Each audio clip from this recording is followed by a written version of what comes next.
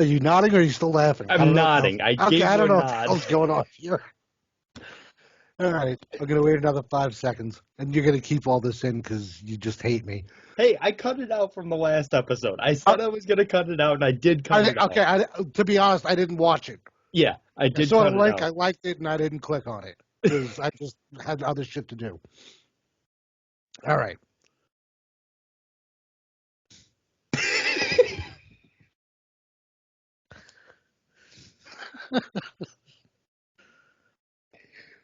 All right. Take 764. At this point, I might not cut it out. This is hilarious. Do whatever you want. You're the producer. All right.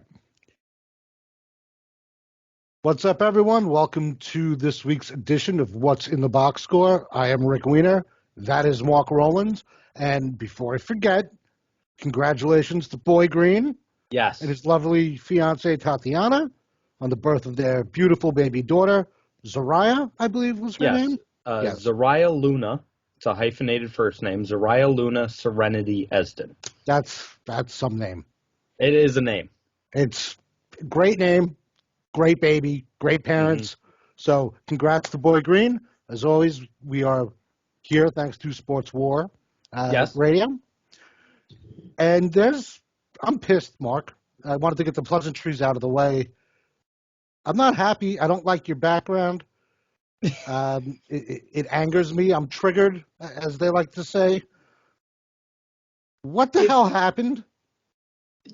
This is such a bittersweet thing for me because it's Big Papi. It's the most important player in Red Sox history. That is not an understatement, in my opinion. David Ortiz is the single most important player in the history of the Boston Red Sox. More than Ted Williams? More than Carl Yastrzemski? More than Pedro? Which one? Pedro's up there, but which one had the biggest part in breaking the 86-year curse? David Ortiz. Fair. He's the one that broke the curse. I know it was Manny won World Series MVP, all that stuff. The Red Sox won the World Series in Game 4 of the ALCS. It's just one of those, as soon as that comeback started and finished against the Yankees, everyone knew the Red Sox were going to win the World Series. And it was all started by David Ortiz walking them off in Game 4. So, we lost you. I can't hear a word you're saying. How about now?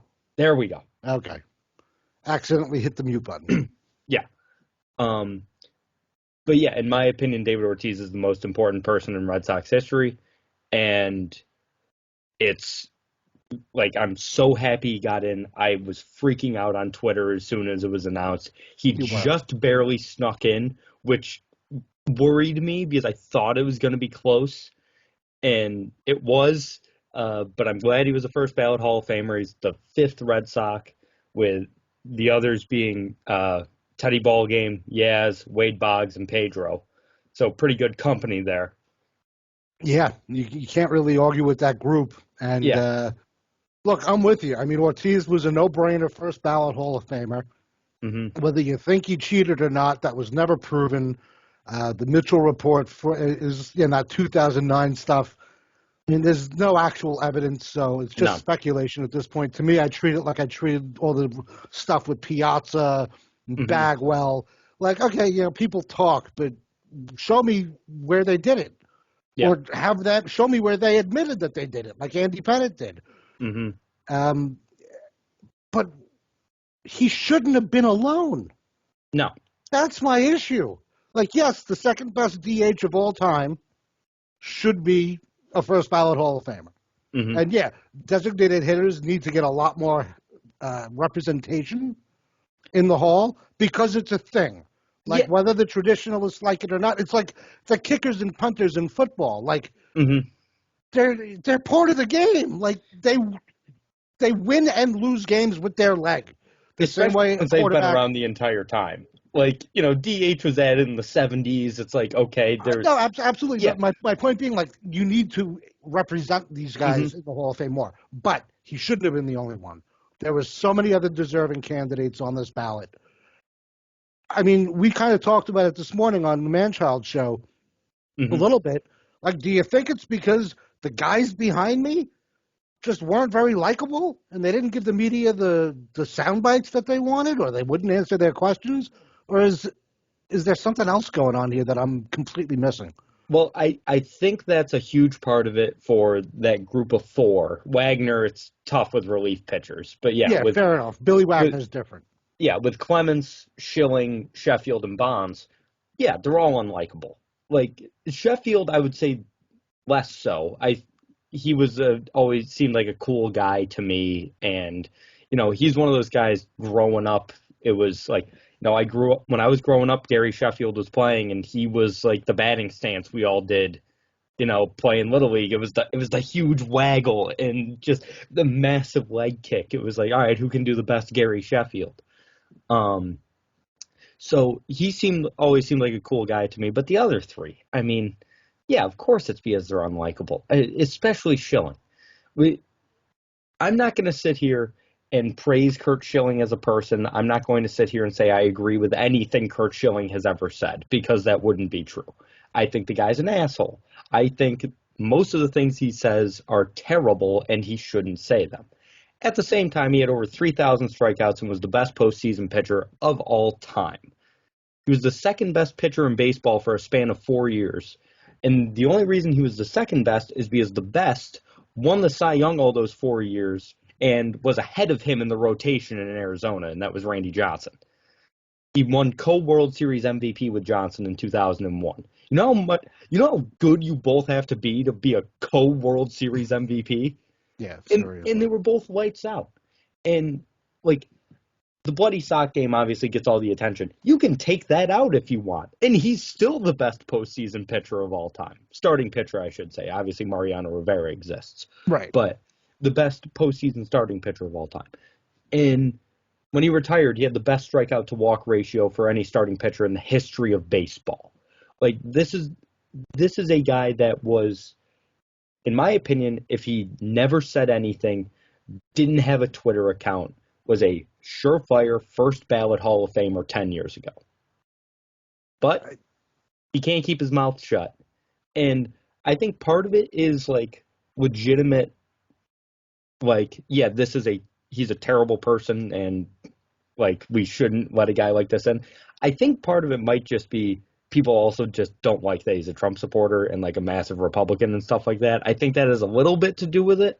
Not nearly as much as the other stuff, but I mean, the guy was a absolute no-brainer if you look at the numbers and you just remember what he did in his career. Yeah, and see, that's my biggest issue with it, because everything you just said is valid, and I think most of it's probably accurate as to the reasoning behind why these people didn't put him in. But none of that is disqualifying someone from the Hall of Fame. No. The Hall of Fame's supposed to be based on what you did on the field. And that's it. This should be a wake-up call to everyone in baseball that the system needs to change because it's broken. You didn't hear one teammate of his come out and say Curt Schilling was a jerk to play with and everybody in the clubhouse hated him. Quite the contrary. If you ask any of his former teammates, they'll say he was great. Yeah. He was a good teammate. They may not speak to him after the fact, but while they played with him, they'll tell you he was terrific to be around. He was a good teammate. So it's amusing. We talked about this a little bit earlier. Like to ignore what he's done, it sets a dangerous precedent. Especially because what if at some point the whole thing swings the other way, right? And the people who are voting have someone who maybe thinks like the complete opposite of Schilling, and they're like, "Oh no, we're not going to elect him because he thinks this way." Yeah, like it's a terrible road to go down, and they really need to figure this out because it's broken. This proves that it's broken. Yeah, I couldn't agree more that the fact that after his career is when he all of a sudden became someone who wasn't deserving for the Hall of Fame proves that the system is broken. Yeah, and I don't know how you fix it. I don't know if you can fix it. Well, that's the thing, because, I posted in our last episode the link to you coming on the Man-Child show when we talked about this. And, I said my solution to fix it has always been stop having it just be the writers. I say if you cover baseball in any capacity for a certain amount of time, you should be able to vote for the Hall of Fame. Like guys like Bob Costas not having a vote has always been crazy to me. The guy's been covering baseball for 40 years. I don't know if there's many people on the planet who know baseball better than Bob Costas does. No, probably not. Like guys like that, like Vin Scully. Why doesn't Vin Scully get a vote? Like it can be play-by-play guys. It can be if, this medium goes long enough, it can be podcasters. If they know enough about the game and they do it for long enough, it's a legitimate way of covering the game, in my opinion. Oh, without a doubt. So, and like bloggers, like the fact that you were ineligible when you were at Bleacher Report for the BBWAA is ridiculous, because clearly you know what you're talking about, and a lot of people at Bleacher Report know what they're talking about. All of these people should be allowed to have a vote, and I don't care if that means there's 1,500 people with a vote. Yeah, like the number of votes shouldn't matter. No, it's not like the Hall of Fame is sitting in Cooperstown, opening envelopes and tallying things up on the chalkboard. This goes to Ernst & Young. Yeah, they dealt with way more than 300 or 400 ballots. Exactly. When they're certifying something. So, I've always said just open up the voting, because I know. Like, I'm fairly positive if you do that, Bonds gets in this year, or Bonds is already in, probably. Clemens is already in. Schilling is in. Ortiz still gets in. Some of the, I think Roland would probably be in. We might be looking at a 6-7 person class, all of deserving candidates. And it would be one of the best classes in the history of the Baseball Hall of Fame. But because the baseball writers, all they want to do is protect their little boys club and make sure that no one else can get in. And, we're all high and mighty, which I can see why they feel that way. I really can. But at the same time, if all you're looking out for is the other people in your little club, then you're not doing it the right way. And I think that's exactly what they're doing. And that's proven by the fact that based on the Hall of Fame tracker that at Not Mr. Tibbs does phenomenal work on every year, Omar Vizquel was polling at 10%.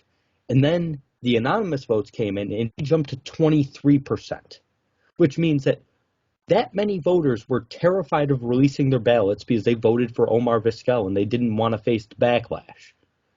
All they care about is protecting themselves. They don't care about who gets in and who doesn't. It's all about themselves. No, I think you nailed it. You said it as well as I could have. Gary Sheffield Jr., I don't know if you saw this, the night that it came out, he went on a rant. Yeah. But again, Gary Sheffield Jr. is a guy who, he's not his dad. He's not a baseball player. But if he was and he had his dad's numbers, he would be treated like Schilling because he has a lot of unpopular takes and a lot of unpopular opinions. Yeah. But I happen to think he nailed it. With the rant that he went on. Yeah. Yeah, I mean, he says, now that Ortiz is in with the positive test in 2003, which is disputed, we don't know whether that's true or not. And he says he deserved to make it, by the way. What reason is there for Bonds, Sheffield, Clemens, etc. to not be in? And there's not. He says, moral of the story, kiss ass to the writers, and they'll make up a stat to back you up for the Hall of Fame. And that speaks to what you just said. It's about the writers and their power that they hold over these guys. Yeah.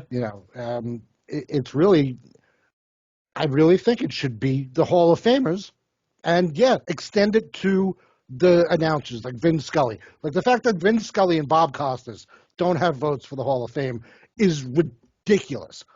On a different level. I'd reckon to say, if you were writing like a crazy fantasy story, you couldn't think of that because that's so stupid. I would argue that there isn't a single person on the planet that knows more about baseball than Vin Scully. No, there's not. If there is, show me. Yeah, because the guy did it for 60 years as the voice of the Dodgers. 6-0. I mean, the guy covered Jackie Robinson. He covered everyone from Jackie Robinson to Clayton Kershaw. Like, that's unbelievable. You're Yeah. telling me this guy doesn't deserve a Hall of Fame vote? Yeah, right. But Joe Schmo from the whatever random website that like 20 people read, Mm-hmm. but he used to write at Newsday, Yeah. and he did that for 10 years, so Oh, he gets a oh, vote. Or the guys that have votes and haven't worked or covered baseball for years. There were a couple of guys that I saw come out and say, "Hey, I didn't vote because I haven't covered the game. and Like I'm power to retired." them. Power to the guys who haven't covered the game and didn't vote, Yeah, because and they're that's like, what you should like, do. one of them was like, I publicly renounced my vote. Like I shouldn't have this. Yes, which is what you should do if you're in that situation. You Yeah, shouldn't vote because, what say could you possibly have? but You at know, the same time, like the PPWAA should be on top of this. yeah, I agree. Like when a guy says I'm retired, you know who he is. You have a running list of your members. And I don't even care. Like, why should Vin Scully or why shouldn't Vin Scully have a vote when someone like, I'll call him Dan Shaughnessy, have a vote? When Dan Shaughnessy is notorious for like doing things just for personal vendettas and writing negative things about players all the time and then consistently not voting for those players. It's like there's a trend here. Yeah, There is and I can understand because it just popped into my head when you said that he's written a bunch of crazy stuff. Like Scully and Costas, they're not quote unquote writers. Okay, and yeah. this is the Writers Association of America. But then that's on the Hall of Fame to be like, listen, you guys can still vote. We don't want to take it away from you, but we're adding all these other guys in too. Well, that's why I want it to be the Baseball Media Association of America. Have the writers still vote. That's fine. I'm not trying to take away their vote. I'm just trying to expand the voting pool to anyone who's professionally covered baseball for at least a decade, because I believe that's the requirement for BBWAA before you The can last the apply last is time I 10 looked, years. it was, yeah. Yeah, you have to write about baseball professionally for 10 years, and then you can apply for the BBWAA, and then it's a 5-year wait, and then you get a vote. Right. I believe it's a 15-year process. So, you know, any guy that's been a play-by-play guy for 10 years and then applies and waits 5 years, like, so many guys have been doing this for a long time. Don Orsillo covered the Red Sox forever. Now he's out in San Diego. Like, he should get a vote. Some of these color analysts, like, you want some Hall of Famers to vote. Jim Rice is an analyst for the Red Sox. Jim Palmer's the color guy for Masson, like for the Orioles. Like, a lot of these guys, if they like were given the opportunity to vote as media members, a lot of Hall of Famers would get a vote because there's a lot of almost every color analyst is a former player. Well, I mean, So let's be honest. If you're in the Hall of Fame, you legitimately should have a vote. Like that should just come with the induction. Hey, welcome I'm to the club, and you get to vote. I've always been somewhat against Hall of Famers voting for the Hall of Fame. Was that? It's because I think there's too much of a gap. Like, I don't want someone like Carl Yastrzemski or one of those guys that's still alive from like Willie Mays. Like, it would be weird to have Willie Mays judging Barry Bonds. Like, obviously Willie Mays is Barry Bonds' godfather, so that might not be the best. Like, he'd probably vote for Bonds. Yeah, I was gonna say, of But course he's voting for Bonds. yeah, but just in terms of like the generational gap, because obviously, yeah, it's Willie Mays, but at the same time, especially as the guys start to get, newer and newer on the ballot every year, you know, I don't know how much baseball Willie Mays watches and pays attention to. Like, I don't know if how they feel about the steroid. I don't think that would change anything. I mean, especially when you had guys like Joe Morgan before he passed away, who wrote that letter condemning all of these people and saying, keep them the hell out of my Hall of Fame. Mm-hmm. Like, I think a lot of them would have the same opinion. And I don't think it changes anything. Yeah, I mean, that's a fair argument against it. I just think that I mean, yeah, if we're looking to include the people that know the most about baseball, then I would trust the guys who are already in with a vote. And if they were like, look, I can't be objective here, or look, I haven't really watched the game in 20 years, then, you give them the option, like, hey, if you want to vote, you can vote, but, it's not required. And let them.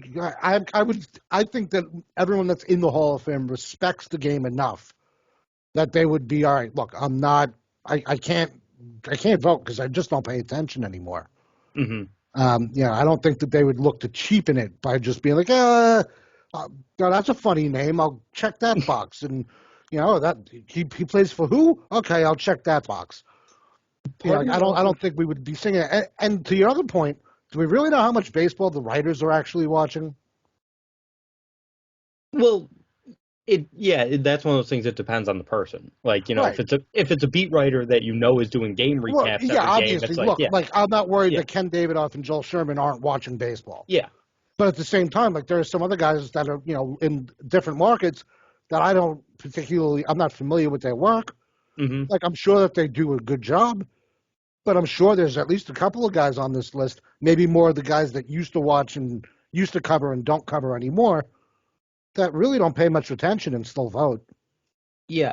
And another thing about what you said, like the Hall of Famers, if they got to vote, like, taking it very seriously, I think that just makes this problem worse.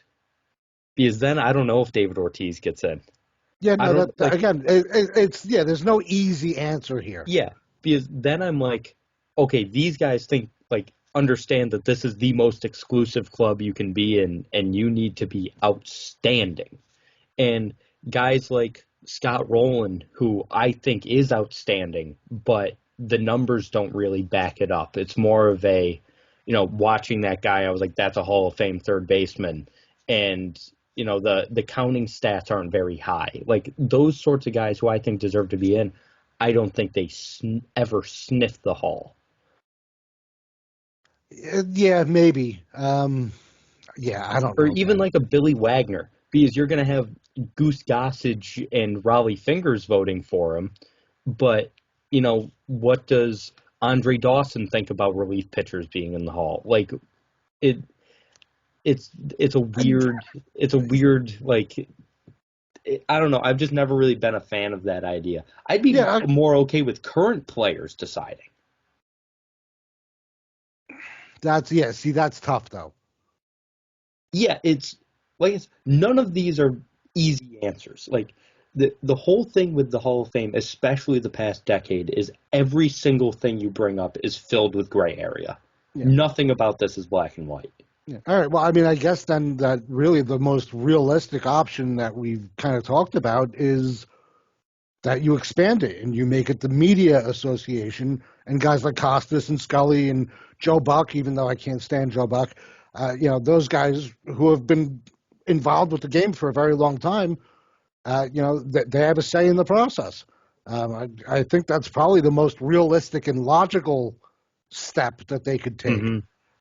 Because the more you talked about the players voting, the less I liked the idea. I wasn't even trying to convince you otherwise, because I know a lot of people have that opinion, and I think I don't think it's a bad opinion to have. It's just there needs to be something done. Yeah, and it's just the more you brought up the potential pitfalls, the more I was like, I didn't really think of that. I'm like, yeah, you're right. Andre Dawson may not give a shit about relief pitchers, or he may think that they're not baseball players, they're not like punters and kickers aren't football players. Yeah. It's entirely possible. I don't know. There's no easy answer, but I'm sure if they do find an easy answer, Rob Manfred will be right there to fuck it all up and make it way harder than it should be. Just like he seems to be doing with the lockout. We're willing to cancel games. That seems like a bold strategy there, Cotton. Let's see if it works out for him. Yeah. I can't believe he outright said it this early. They've met, 3 times? Yeah, okay, progress, it was longer than the 7-minute meeting you had 2 months ago. Yeah. But, that's the progress that we've made? Like, yeah, we're willing to cancel games if you don't just do what we want. At least wait until we get, like, until February starts, and it's like, oh man, spring training starts this month. Like, at least wait until we get there and not beforehand where it's just like, yeah, I don't give a shit. I'll cancel games. Yeah, Like, like a week before pitchers and catchers are supposed to report. Like, that's when yeah, you drop that. Be like, listen, like, we're supposed to start spring training next week. I'm sure your members would love to know if they're coming to work or not. mm-hmm. Like, you know, we'll just hold your paychecks until you give us what we want. Yeah, that's the time to do that. This is a terrible negotiation tactic. Yeah, well, honestly, it's a terrible negotiation tactic. And then I was doing some digging because I was like, did Manfred really say that? Did he have like one of his lackeys do it? And it was apparent. I'm blocking on the guy's name, and I don't care enough to look it up. But he's a former political advisor in like politics, and it's like, What? really, MLB? Like, given the current state of this country, Mm-hmm. and the fact that half the country hates the other half of the country for a variety of reasons, including politics, which we both agree played into Schilling Yeah. with the Hall of Fame. Like, that's the guy that you thought was the good choice to come out and be like, oh yeah, we're willing to cancel games, while fans are pissed at you to begin with and are like losing interest daily.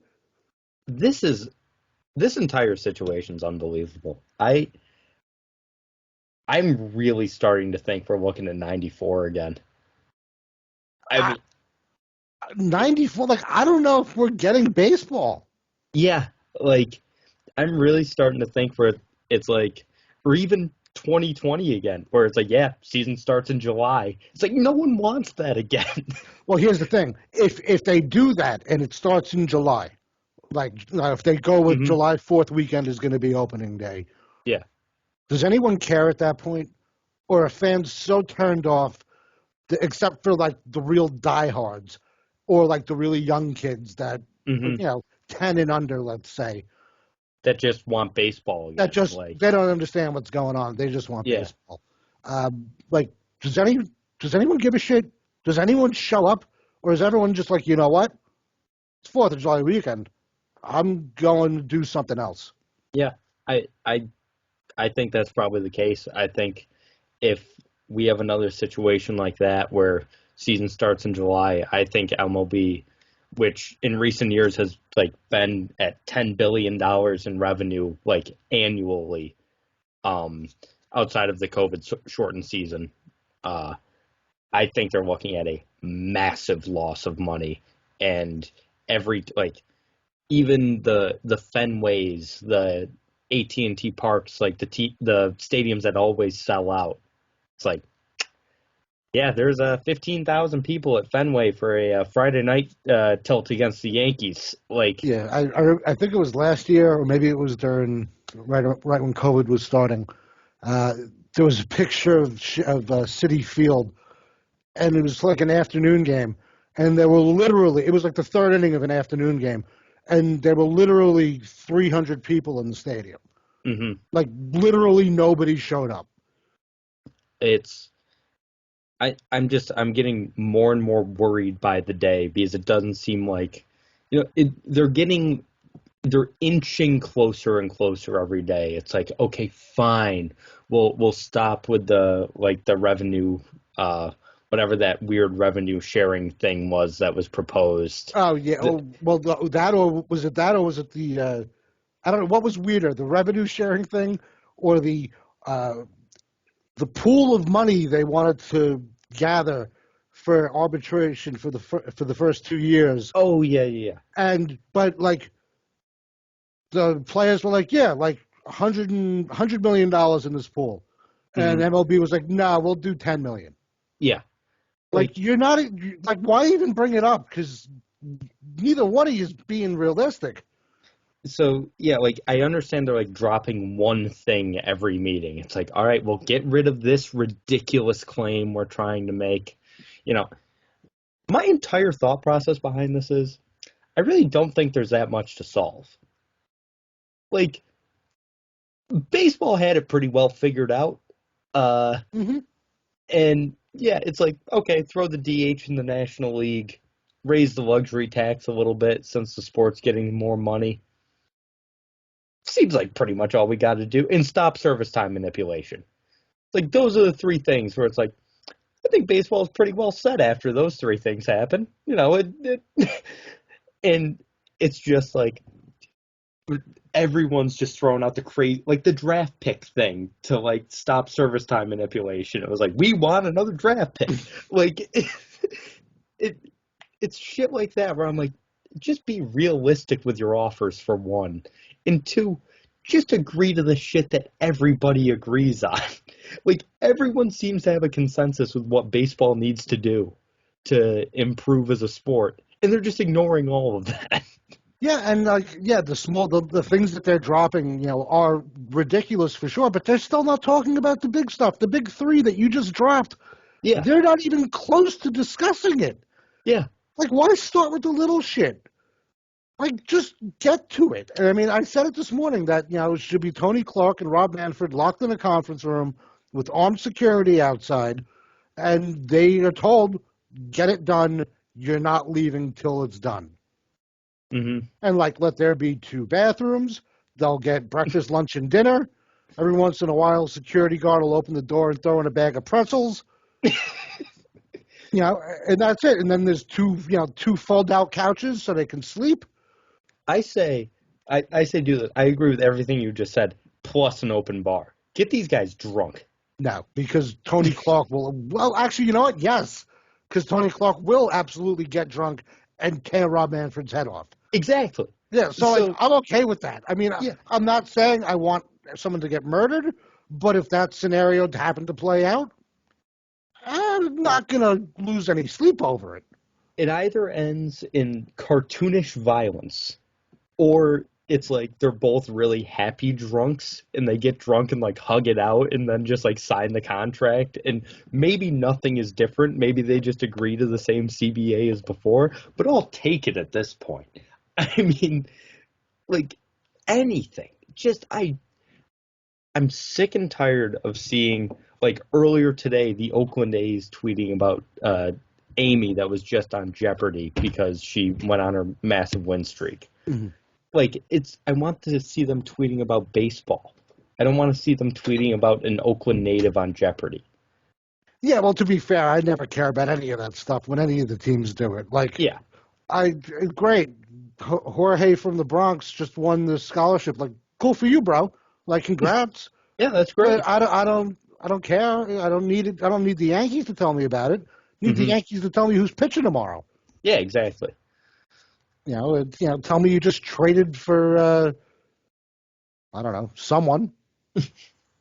A pitcher, maybe? Please? But then, so there's all this stuff, and then all these reports coming out about, Saya Suzuki, the newest Japanese import, who's supposed to be a stud outfielder. And it's I've seen 4 different teams emerge as the lead contender to sign Suzuki in the last day and a half. It's it was the Red Sox, and then all of a sudden it was the Giants, and then it's the Mariners. And it's how is all this possible if no one is doing anything? This is all just baseless speculation, right? Well, no, because, the teams are still open for business. They can't talk to the major league players, but they can talk to the Suzuki. Yeah. They can't do anything officially, but they can talk to him. You see guys get former big leaguers signing minor league contracts all over the place. Yeah. As long as you're not on a 40-man roster, you can talk to a team. It's the guys that are on the 40-man rosters, which is pretty much everyone in the majors and the top prospects in their systems, that you can't talk to. With Suzuki, I think it winds up either Seattle or Boston. And I don't see a straight fit for Boston because it would mean that Jarren Duran is done. Yeah, it's weird because he projects to be a center fielder. He's got good speed and everything I've seen. He would be a center fielder. And so then it's well, Jaron Duran's a center fielder, and are we really giving up on this kid already after like 60 big league games? Yeah, like you can't give up on Duran that early. And I am a big fan of his. I really like him. He's got a great power speed combination. Is the contact a little low? Yes, but also he was a rookie, so you can project that to get a little better as he gets more used to major league pitching. And then you got like Jackie Bradley Jr. is back. So there's another legitimate Gold Glove center fielder. And so their outfield defense is either going to be like have Suzuki, Duran, and Bradley all out there at the same time, and not a single base hit will reach the outfield. Yeah, but then what? Alex Verdugo is just shot meat? Like, yeah, but then wasn't he an all-star this year? Like, I don't think he was an all-star, but he was close. Yeah, I mean Verdugo is, you're not. I mean Verdugo is entrenched in right field. Yeah, because JD can't play the outfield, and you're not getting rid of the guy who's the centerpiece of the Mookie Betts trade after what, 2 seasons? Like 2 good productive seasons? Yeah, and he's as old as Duran. Yeah. Like he's still young. He's 25. I'm not going to sit here and say, like, when the Mookie Betts trade happened, I was, like, happy or thought it was a good return by the Red Sox, because both of those aren't true. It was a Tuesday night. I had just gotten done calling a basketball game at Oswego. I checked my phone and see Mookie Betts got traded. I immediately went to the bar and took an Uber home. I was like, this is the worst night of my life. But I mean, Verdugo is a really good baseball player. Like, he's just a really solid right fielder. He's a good defender. He's got a good arm. He'll hit 290 with 15 to 20 home runs. I'm like, I like guys like that. I enjoy having guys like that on my team. Yeah, no, Alex Verdugo is a good player. I mean, he's not Mookie Betts, and that's unfair to everyone that was included in that trade because they're always going to be compared to Mookie. But he's good. He's a good baseball player. Yeah. And that freed up money for the Red Sox to go fill other needs that they do need to fill. And haven't yet and refused to spend money, but... Yeah, I mean, he fits in Seattle too. But, like, Seattle has so many young outfielders. I really think he's going to be a Giant. Yeah, San Francisco could use an outfielder. They've been looking for an outfielder for 4 years. They were in on Stanton. They were in on JD. They've been in on every big free agent outfielder the last few years. Yeah, I mean, and he would certainly be an upgrade over the Austin Slater, Steven Duggar platoon in center. Oh, my dad's a Giants fan. I watch a lot of Giants baseball, and that was a really good team. And I think Mike Yastrzemski is a really solid right fielder. I know the average was down this year. He had a down year, but I think Yaz is really good. And there's a lot of good pieces on that team. But, yeah, in center field, they have been a mess since Angel Pagan was good. It's been a pretty long much. time. Yeah, so I still think that, actually, unless the DH comes to the National League. If there's a DH in the National League, then I think Suzuki to the Giants is probably the slam dunk. But if it's still in the AL, I think if it's still only in the AL, I think Boston or Seattle, just because I don't know if teams are going to be ready to just be like, okay, here are the keys to center field guy. I think they'd want to try and ease him in against big league pitching because there is a difference. Interesting that you brought up Yaz because he was another former Oriole.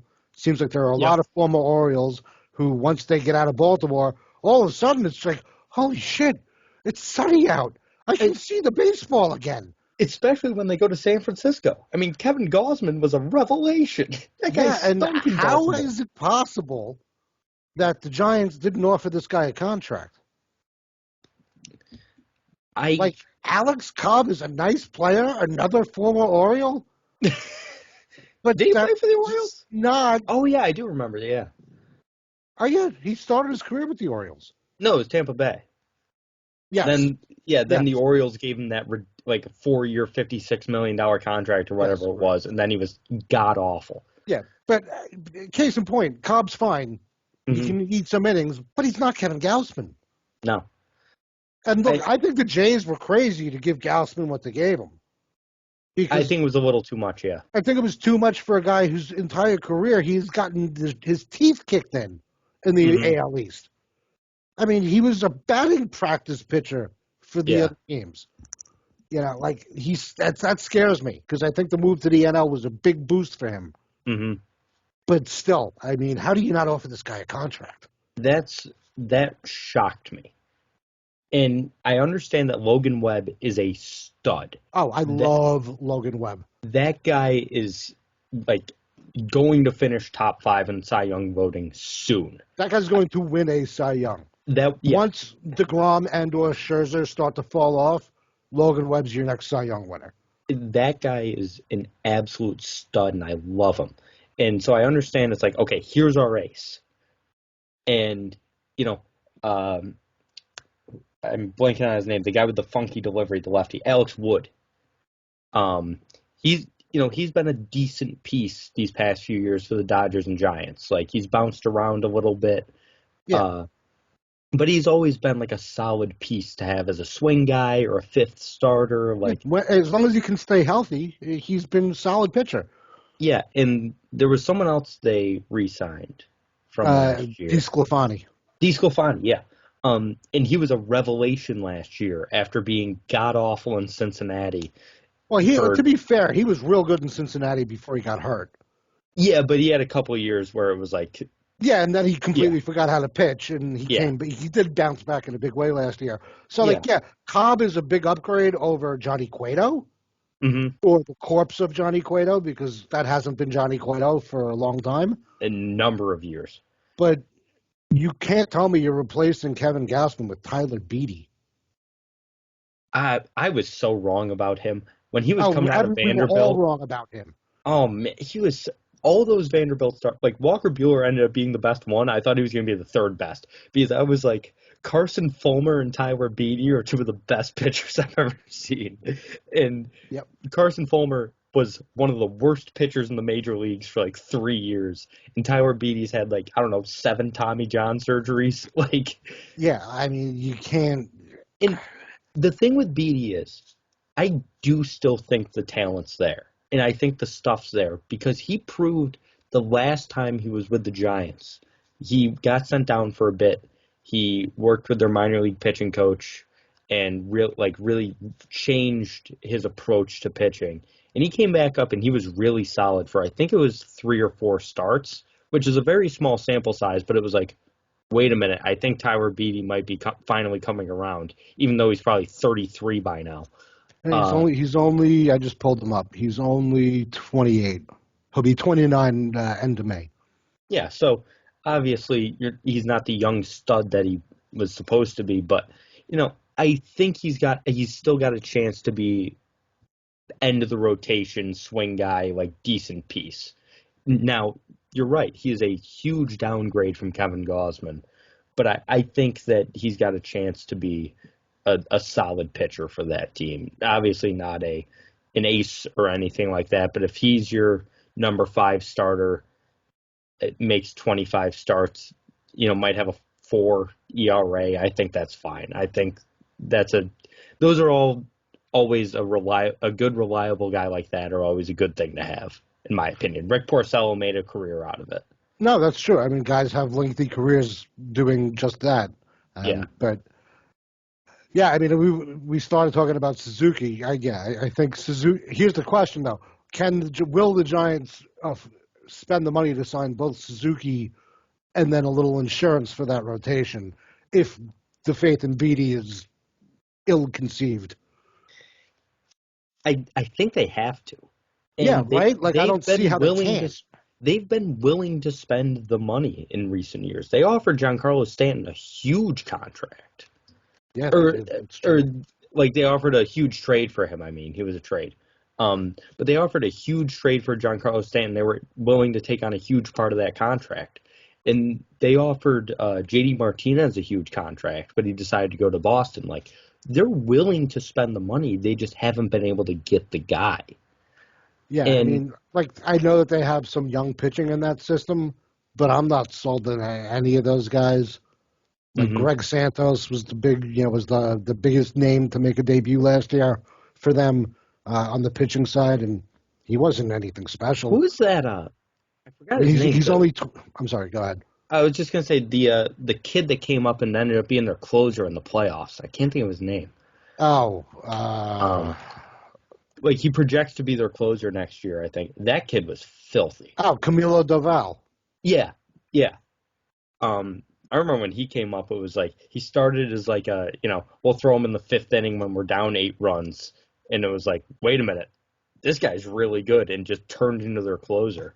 Yeah, I mean he pushed Jake McGee out of the way, and McGee he had a good season. Yeah, McGee's been a very good reliever for a long time. The back of that bullpen is nasty. If they're all in their game, I mean Doval in the 9th, McGee in the 8th, and Tyler Rogers in the 7th. That's pretty good. Yeah. Yeah, Tyler Rogers is another one where it's like, so I expect a bit of regression from the Giants this year. I think they played way over their head for most of last year. I still think they're going to be a good team. But they need to go out and spend the money to get a Suzuki, and then just trying to think of who's still available. I haven't thought about free agency in 3 years. Yeah, neither have I. I mean, I agree with you. They do have to go get more pieces because the Dodgers aren't going to be cheap after losing Seager, and the Padres are crazy enough to pull up some lunatic move that nobody saw coming. Yep.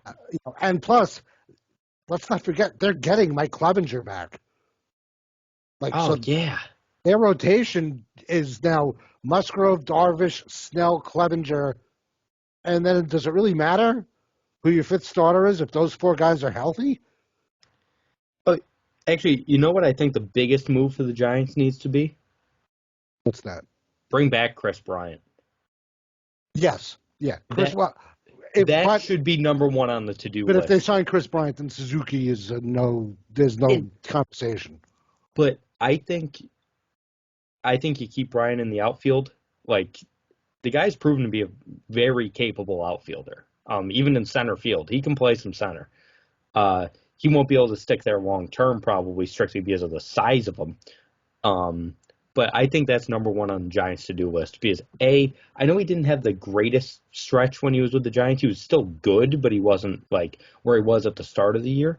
First of all, he just looks perfect in that uniform. I mean, he looks like he was born for that uniform. Yeah, he looks like he was born to be a Giant. Second, all accounts said like he liked it so much better there than Chicago. Like it seemed like he was having the time of his life. And as soon as they went out and got him, he became the most important player on that team. Oh yeah, I mean he jumped over everyone on that team. I'm thinking with Posey gone, and especially if they do add the DH to the National League, the Giants really have no excuse to not re-sign Bryant and sign Suzuki. Yeah, and then you can just rotate your outfielders and Brandon Belt through the DH spot. Yeah, I really like that. I'm just looking at the MLB trade rumors best remaining free agents list. That's why Chris Bryant popped into my head. Yeah, I probably should have done that when we started talking stuff. Carlos Rodon. There you go. There's a guy to add to your rotation. I love Rodon's stuff, but his injury history scares me. Yeah, I agree. But I think you can get him cheap. I think he's a Isn't he a Boras client now? I don't know. I'm pretty sure he's rocking with Boras, which means there's zero chance anyone's getting him cheap. But he's coming off a great year. Like, it was the best year of his career this past year. Absolutely. And I think he's still in his 20s, too. I think he's still fairly young. He's 29. 29. Okay, so late 20s. I think you can get him for a 2-year, $35 million deal, like, which comparatively to some of these top-of-the-line starters is cheap. Like, obviously it's not a, just prove-it contract, but I think you can get him for a fairly reasonable contract. And when he's healthy, I think he solidifies that rotation quite a bit. Even if you get 150 innings out of him, I consider that a win. Well, yeah, I mean, especially now when they baby the hell out of pitchers. Yeah, I mean, 150 innings is you can't really complain about that. I'm just trying to what was Rodon making last year? I mean, not that much. Where'd you go? No, he made $3 million last year, so he's going to be. He's going to be looking for a substantial raise, and 2 years, $34 million is certainly a substantial raise. Yeah, and it's a substantial raise for him. It's enough AAV to probably keep Boris happy, and it's reasonable enough as to if he can outperform that. He's certainly got the stuff to do it. I think he could easily outperform that deal if he stays healthy. Yeah, for sure he can outperform that deal. There's no question about it. I mean, the stuff is there. It's always been there. And it's just a matter of whether or not he can stay healthy enough to put it all together. But again, this is all. It's so nice to talk about this shit, but it sucks because we have no idea if and when this is going to be able to happen, and we have no idea what they're going to do with the salaries and luxury tax and stuff like that. So, I mean, I can't imagine that the players are going to agree to something where it's impossible for a guy like Rodon to sign for $17 to $20 million a year. But it's going to be absolutely insane, the movement that goes on once the floodgates open. Once they're like, okay, we open tomorrow at noon, everyone's back, do whatever you got to do. It's going to be it's going to look insane. Twitter might break because of the amount of stuff being reported. Ken Rosenthal's thumbs are going to fall off. I mean, he may spontaneously combust. I hope not. Yeah, I really hope not, too. I love Ken Rosenthal, but just the thought of him tweeting so much, and then just the little flame pops up on his head. Yeah, halfway through his tweet, you have 1,200 new text messages. Yeah. Yeah, I agree. I think there's two options. There's either going to be so much movement in 24 hours that Twitter breaks, or no one's going to do a goddamn thing. That would be the funniest thing ever, and I think I would be 100% behind it. If everyone's expecting this tsunami of activity, and literally everyone's like, okay, we're going on vacation. It reminds me of the NBA trade deadline a few years ago. I think it was 2017, when everyone was expecting all these huge moves, and it ended up being Isaiah Thomas got traded to the Cavaliers because LeBron wanted him, and it was what happened? Yeah. Yeah, I mean, I would laugh if that was the case, but I'd also cry because that means things are worse than ever. Yeah, exactly. But I think we hit on everything, unless you had something else you wanted to bring up. I'm checking right now. For once, I didn't forget what I wanted to talk about. I thought I might have saw something. Oh. I just wanted to bring this up because I was talking to my dad about it earlier. Going back to the Hall of Fame quick. The ballots get really interesting the next few years.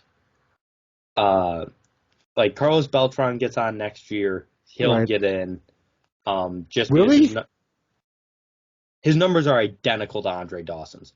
Doesn't matter. Andre Dawson wasn't involved in a cheating scandal. I think Beltran gets in. I don't know if he gets in first ballot strictly because of that. Carlos Beltran's a Hall of Famer. I don't think anyone's no. I agree 1,000%. And that was the last year of his career. He had already hit 440 home runs before then. Yeah, but again, Bonds was a Hall of Famer before he started doing weird stuff. Yeah, but that was 7 years. This was 1 year when he still wasn't good and he was 40 years old. I think he'll be forgiven for that, especially because he was also, outside of Mets fans hating him for striking out one time. He didn't strike out. He just forgot to move the bat off of his shoulder. He just sat there and watched it. I defend Carlos Beltran for that because that's an Adam Wainwright curveball from 2006. That's one of those things that's I understand it was like a little low middle, like it was at the knees, but like that's a filthy pitch, and he would freeze a lot of guys with that. Carlos Beltran gets way too much blame for that. Okay, now here's the question, because I just pulled up the list of the guys that are becoming eligible in the next couple of years. Mm-hmm. Literally, Beltran is the only player becoming eligible next year that's worthy. It's Beltran, Matt Cain, Andre Ethier, John Lackey, Mike Napoli, Johnny Peralta, K-Rod, Houston Street, Jared Weaver, and Jason Worth. K-Rod's the other one with an interesting case. He's got a case, but he's certainly not a first ballot holder. No, not a first ballot guy. So Beltran's the only first ballot guy next year. Then the year after, it's like terrible, I think. The year after. Oh, the year after. Here we go. Jose Bautista. Yeah. Adrian Beltre, who is a first ballot Hall of Famer. Oh, no, and yeah. Bartolo Colon, who absolutely should be a first ballot Hall of Famer. Because nobody, and I mean nobody, has contributed more to the game of baseball in the past 50 years than big, sexy Bartolo Colon. I agree. Is that Adrian the Ichiro ballot too? I'm sorry? Is that the Ichiro ballot too? Or is that the year after? Ichiro's not on this one. Okay. So, Bautista, Beltre, Colon, Adrian Gonzalez, Matt Holliday, Jim Johnson, V-Mart, Mauer, Brandon Phillips, Jose Reyes, your favorite pitcher of all time, James Shields, Chase Utley, David Wright, and Brad Ziegler. This is a tough one. This is the class I wanted to talk about. I couldn't remember if it was 2 years from now or 3 years from now. I think there's 4 Hall of Famers in this class. I don't think they all get in first ballot. Joe Mauer and Adrian Beltre are slam dunk first ballot Hall of Famers, in my opinion. Absolutely. I think Chase Utley and David Wright are Hall of Famers. Yeah, they are. The counting stats aren't there. Like, both of them, the counting stats certainly aren't there. Watching both of them growing up, Chase Utley was the best second baseman in baseball for 5 years. Yeah, but see, here's where my bias comes in and my hatred of the voters comes in. Because, yes, Utley was the best second baseman in baseball for 5 to 6 years. Yes, Wright was one of, if not the best third baseman in baseball for that same kind of period. Don Mattingly was the best first baseman in baseball for a decade. Yeah, and not just offensively. The guy won 9 Gold Gloves in 10 years. It would have been 10 out of 10, but they decided that, we got to give steroid Mark some love here for his glove work. Yeah, I forgot Mark McGwire won a Gold Glove. He was the only reason Mattingly didn't win 10 in 10 years. So when I see Utley and Wright, my first gut reaction is no. Because they're Mattingly, just at different positions. I still think Mattingly gets it.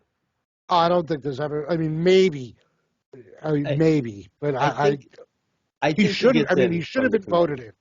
Yeah, he should have been voted in. I agree with you because Don Mattingly's peak was unbelievable. So I 100% agree he should have been voted in.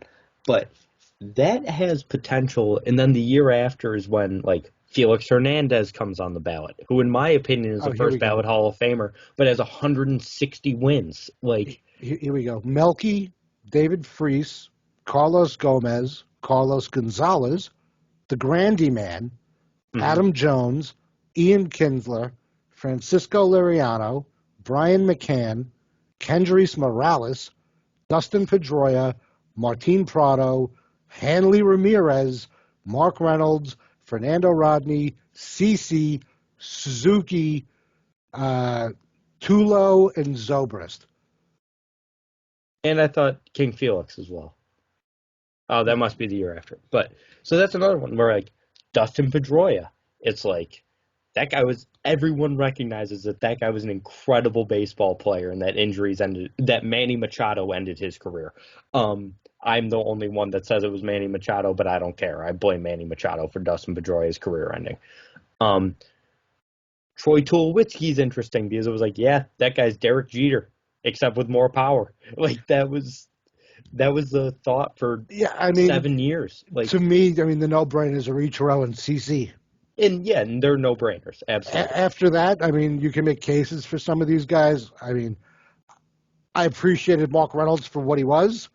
Reynolds, and I appreciated the hell out of Fernando Rodney. He was very entertaining, shooting arrows into the sky.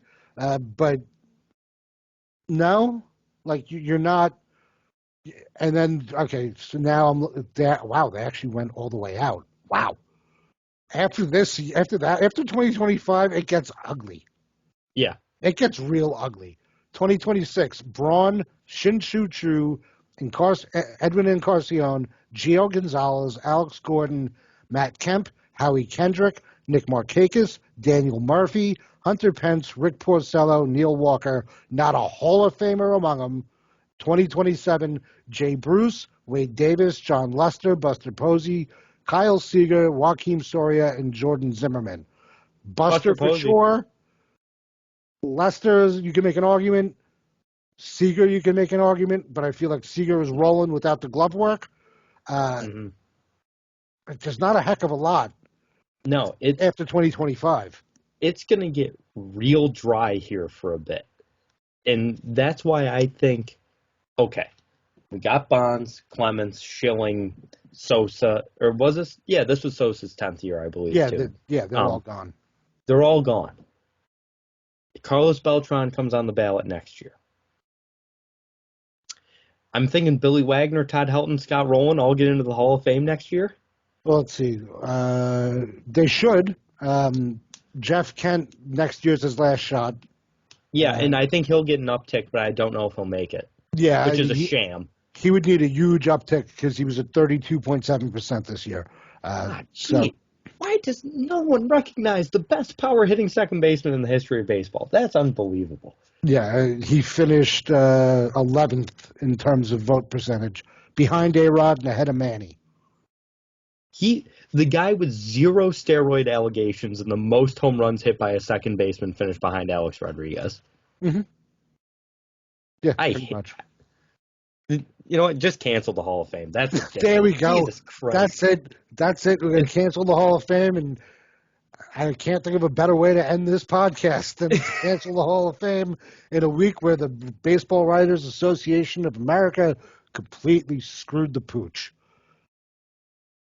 Congrats to Big Poppy. He also said the most important words in Red Sox history with "This is our fucking city." So, yes, and for once I was cheering madly for Boston.